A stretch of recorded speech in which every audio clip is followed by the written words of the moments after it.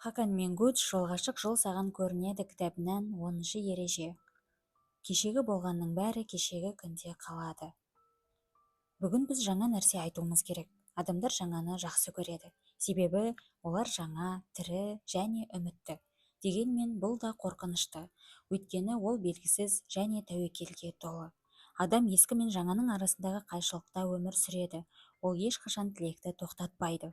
Біз ескіден әрі қашамыз, әрі оны паналаймыз. Себебі оны таныдық, білдік, арқа сүйей аламыз. Бұрыннан таныс, қауіпсіз деп білдік.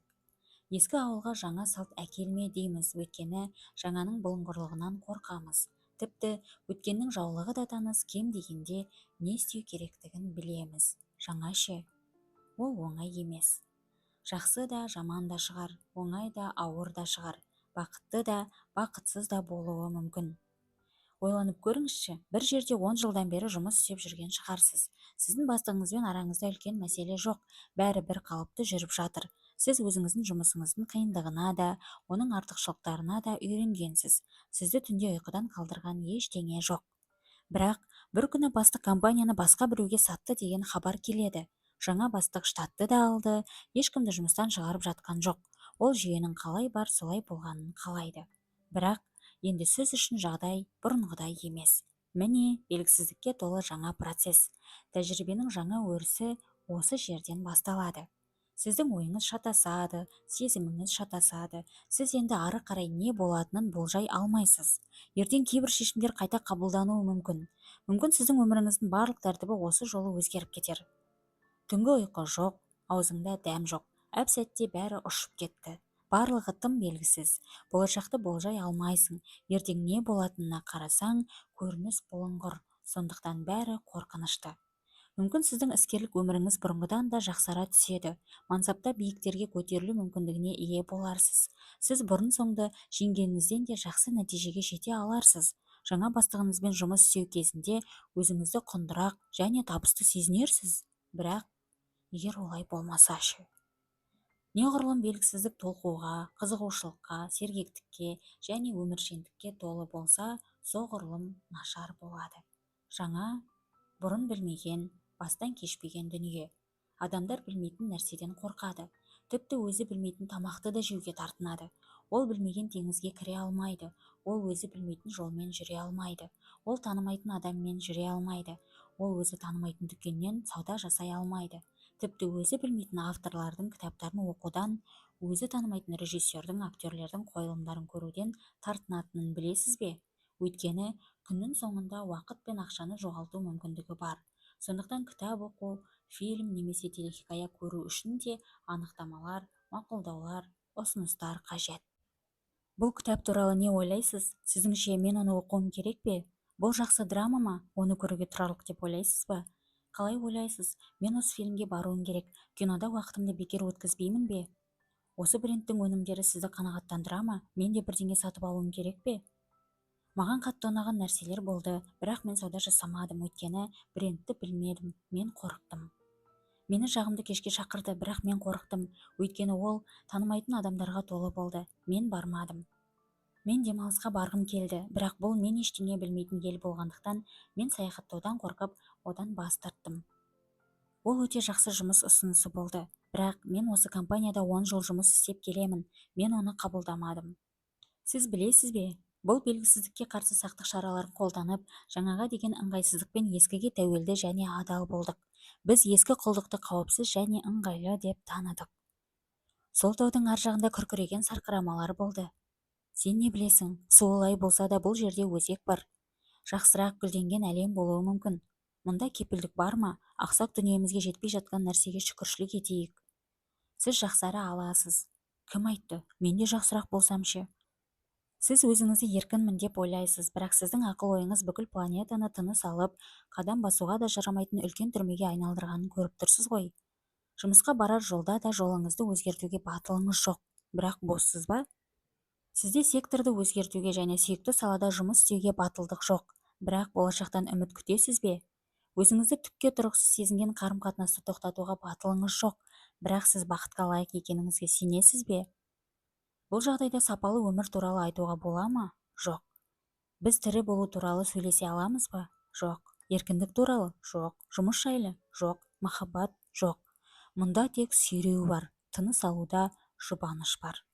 Адам осы жағдайда біраз тұрғанда, біраз уақыттан кейін ол тыныс алуының да мағынасы жоқ деп ойлайды. Мағынасыз нәрсенің барлығын түсінуге тырысқанда құйын өседі. Ол мағынаны шашының түсінен іздейді, киген киімінен мән іздейді, күнделікті қиындықтарынан мән іздейді, әлеуметтік желідегі ұнатулардан мән іздейді, сүзгіден өткен фотосуреттерінен мән іздейді, қараған журналдарынан мән іздейді және өзі оқи алмайтын кітаптардан мағына іздейді. Өзінің қарым-қатынасынан өзіне ұнамайтын мәнді іздейді, өмір тәртібінен өзі сүймейтін мәнді таба алмайды. Өйткені олардың ешқайсысында мағына жоқ.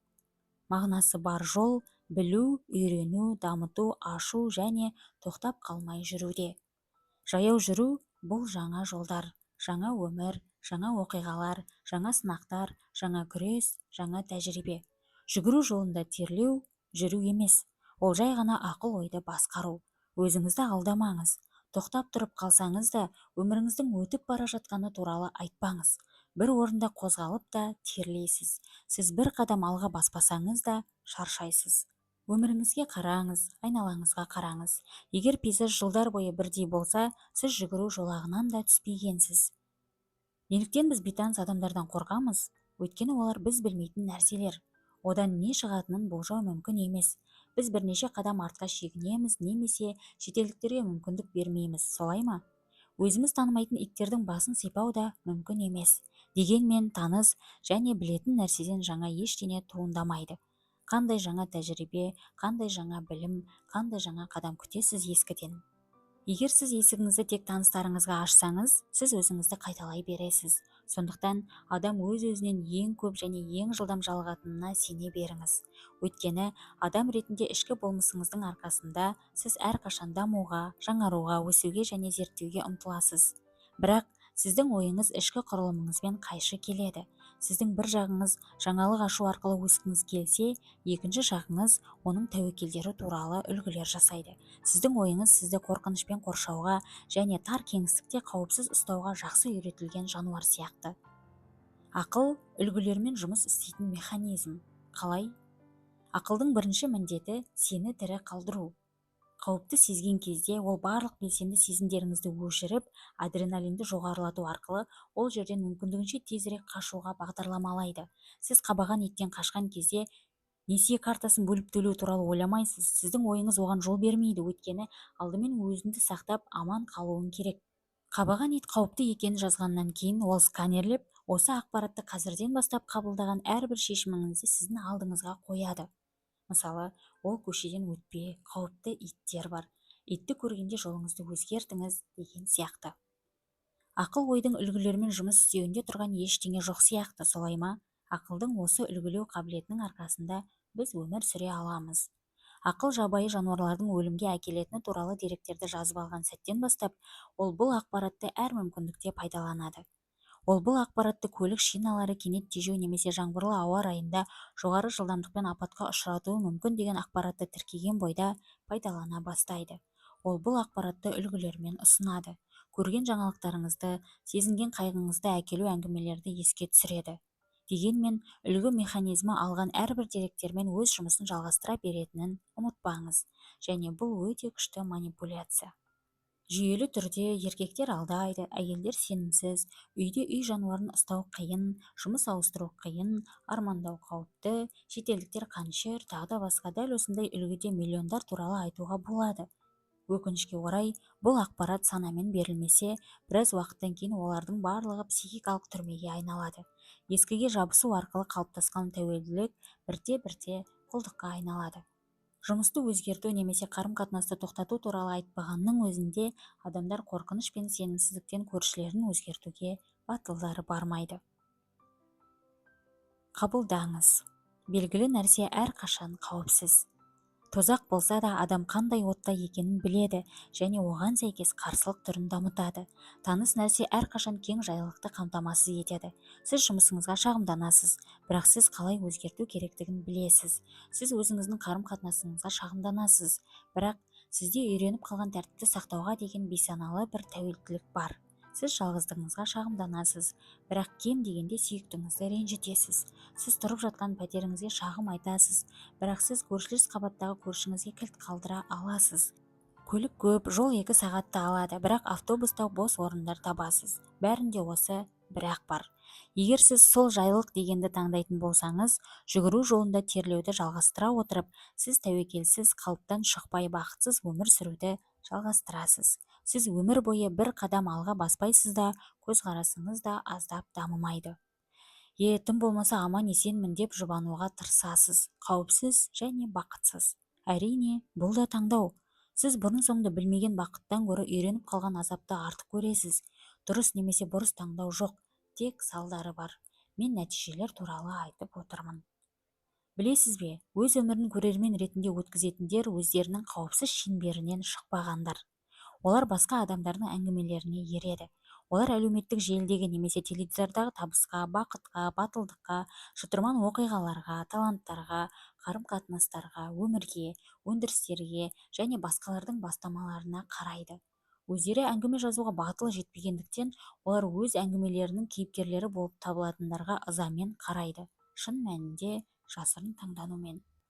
Батырлардың баршаны таң қалдырған бірегей жеңістері үлкен тәуекелдерге, күреске, қанға, көз жасына, жоғалтуларға, күйреулерге, жаңа амалдарды іздеу мен табуға, үмітке, сенімге және ешқашан берілмеуге деген жігерге толы. Олар әлемдегі ең қорқынышты, бірақ сонымен қатар ең бақытты адамдар. Біз оларға таңдана қараймыз, бақыт қызғаныш тудырады, бірақ тыртық іздер қорқытады, сондықтан біз өз шекарамызда, өз тозағымыздың отында күйіп қала беруге дайынбыз. Зәулім сарайда ешқашан түшкірмей, жыламай, қымбат ойыншықтармен аман-есен өскен бала әлемдегі ең бақытты, ең дені сау бала емес. Дүниедегі ең бақытты бала достарымен көшеде жүгіріп, жүргенде жерге құлап, тізесін қанатып, жылап, жарасын таңып, жүгіре бере ағашқа өрмелеп, жеміс теріп, ағаштан құлап, аяғын сындырып, көз жасын төгетін, күндер бойы науқас төсегінде, мәрмәрларын ұрлаған, жаңа мәрмәр ұтып алған, велосипеді сынған, мектепке жаяу барып, жаңа велосипед аламын деген арманымен оқыған, қыста мұрнынан су ағып, қолынан ыстық сорпа ішкен, ауырып сабаққа бірнеше күн бара алмаған, үзілісте жүгіріп, сауыққаннан ләззат алған, қайта құлаған, тағы да жарақат алған, тағы да жылай берген бала қайтадан жерге құлаған, солай өмір сүрген бала. Мен оқиғаны осы жерден айтып бергенде өте әсерлі шығатынын білемін. Көшеде өскен бала, әлпештеп өсірген баладан әлде қайда қауіпсіз өмір сүретінін байқау қиын емес. Сіз сенетін жер әлде қайда қауіпті жер болуы мүмкін. Өмір бұл динамикалық процесс, тұрақты емес. Әр сәт тәуекелге толы және әр сәт шексіз қауіпсіз. Сондықтан тәуекел де, сенім де үнемі орын ауыстырып отырады. Сондықтан сіз білетін тозақ, сіз білмейтін тозақтан қауіпсіз емес болуы мүмкін. Бақыт туралы айтатын болсақ, батылдық туралы да айту керек. Өкінішке орай, бақытсыздық бұл ештеңе істемеу және батыл адамдардың әңгімелерін көру.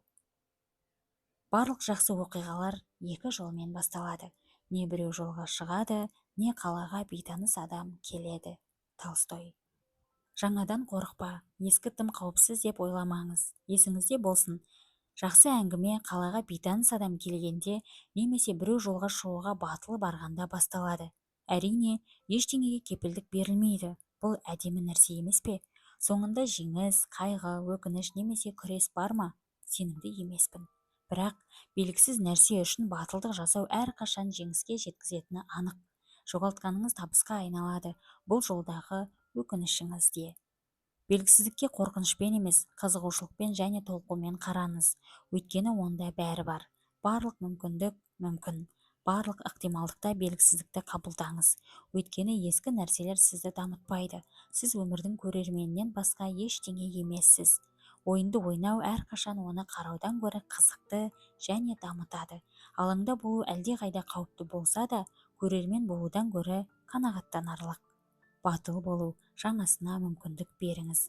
Батылдық мүлде қорықпау дегенді білдірмейді.